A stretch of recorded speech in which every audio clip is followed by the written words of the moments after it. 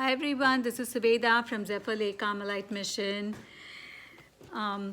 Today I'm going to be reviewing book 3 from the Ascent of Mount Carmel, chapters 9 through 12. And in my last video, I had just started to review some of the harms that are caused in the persons who receive supernatural communication, that they may fall into different kinds of harm. And St. John of the Cross had talked about 5 different kinds. And last video, we talked about the first kind, which is to mistake something that is a natural thing to be of supernatural in nature. So that is one.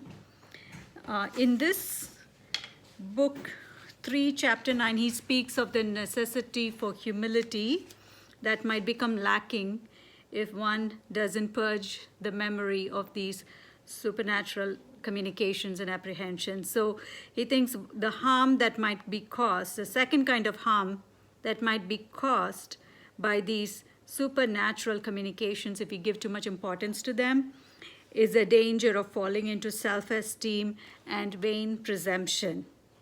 And because these are supernatural apprehensions, the spiritual persons in this case might feel self-esteem, and they may fall into vanity and presumption, and also they may start feeling as like they're important, and their own holiness might become the focus instead of attributing these communications as a pure grace and a gift from God, and for being thankful and for considering themselves unworthy. They may actually start esteeming themselves. And then their spirit will experience also a certain hidden satisfaction and an esteem that will be a good occasion for breeding self-importance and spiritual pride. Further, these people might even feel displeasure and aversion towards anyone who doesn't laud their spirit and their value of these communications and doesn't agree with them and doesn't appreciate their spiritual communications. And even worse, they may feel afflicted if others experience similar or better supernatural communications.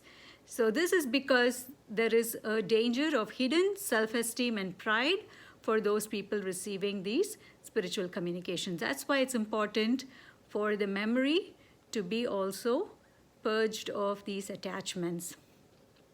They can become self-satisfied with devout and sweet feelings, and they may start thinking others who don't have such experiences are far beneath them. And like we see in Luke chapter 18, the Pharisee and the publican, they might become like the Pharisee who looks down upon the publican as a sinner. So to avoid this, St. John of the Cross says that we should consider 2 things. The first thing he says, 2 truths we have to consider. First is, virtue does not consist in these supernatural apprehensions or feelings, even though they are of God. It, however, comprises in deep humility, a contempt for ourselves, and for all things delight that others feel. And we should delight when others feel contempt for us. That is what we need to focus on. That's virtue.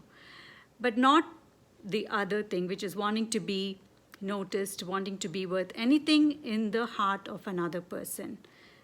And the second thing, truth that he says that we should consider is that all heavenly visions, revelations, feelings are not worth as much as the least act of humility.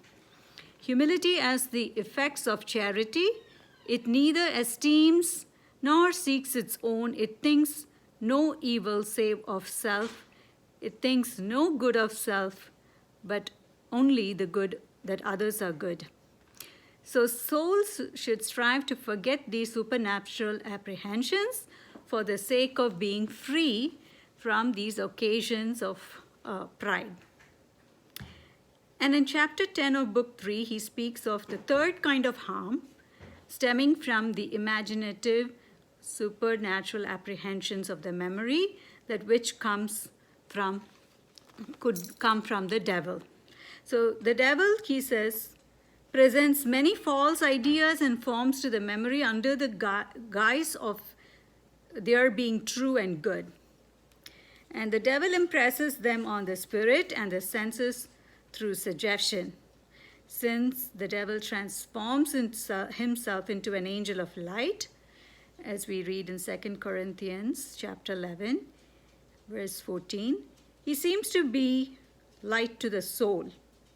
In true visions, he tempts into inordinate movements of the spiritual and sensory appetites and affections towards these visions, to bring about an increase of the appetites and affections and a lapse into spiritual gluttony and other harmful things. And so we need to, again, try to purge our memory of these supernatural apprehensions so we can be free, for our goal is to be one with God in prayer through God's work in our soul and our collaboration or our surrender and acceptance of God's work, being receptive. Whereas the devil, he suggests and places pleasures and savors and delights in the senses. Even though these things might be relevant to God, he makes us focus on the sensory things, and the soul is sweetened and dazzled by these delights, even though they are spiritual, and they become blind, and the eyes of the soul are on these delightful feelings and not so intensely on God himself and the love that God has for the soul, but focuses more on these feelings, pays more attention to these apprehensions and not on the theological virtues of faith, hope, and love. The soul is deceived gradually from small errors to large ones, blunders in matters natural and spiritual. And the darkness appears as light, and evil appears as good, falsehood appears as truth, and so on. So the devil can cause delusion if the person who's receiving the supernatural apprehension reflects on it and is focused on that rather than God. So what was wine becomes vinegar, as we read in, and he's giving a couple of scripture quotations from Isaiah chapter 5, verse 20, and Matthew chapter 13, verse 31 to 32. So St. John of the Cross says, flee from these satisfactions, from the apprehensions, so as to not become gradually blind and to fall. Pleasure, delight, and savor blind the soul. And that's from Psalm 139. And in chapter 11 of book 3, he speaks of a fourth kind of harm resulting from these supernatural apprehensions if we don't focus on the purgation of the memory. He says, the fourth kind of harm is that these visions and these supernatural communications could become an impediment to union with God because we are now focused more on these visions and we have lost the hope which we are supposed to nurture in our spiritual journey. A soul must renounce, he says, all possession of the memory to reach union with God in hope. Because if we feel like we already are there, we are going to definitely lack in hope. Hope centered entirely on God alone, nothing in the memory should be not of God. Nothing on earth or heaven in form, figure, image, or idea is like God in the memory. So paying attention to them in the memory, because they are so far removed from the reality of God, becomes a hindrance for the union with God. The more the memory possesses, the less it hopes for God. So the soul must be naked and forgetful of all forms of knowledge about supernatural apprehensions, in order to not impede union of the memory with God through perfect hope. And finally, in chapter 12, he speaks of the fifth kind of harm arising from supernatural communications, imaginative forms and apprehensions. He says we will be susceptible to base and improper judgments about God. If we persevere in these forms and images of supernatural communications that are produced in the soul will have an estimation of God or an opinion of God that is less elevated than is given in the teaching of our faith. Because God, as we know, he repeats many times, God is incomparable, incomprehensible. So whatever we capture in our soul is a very poor estimation and very less elevated than who God really is. So the soul will naturally give interior attention and esteem to these natural forms, compare between them and God. So this prevents a soul from having a lofty judgment and esteem of God.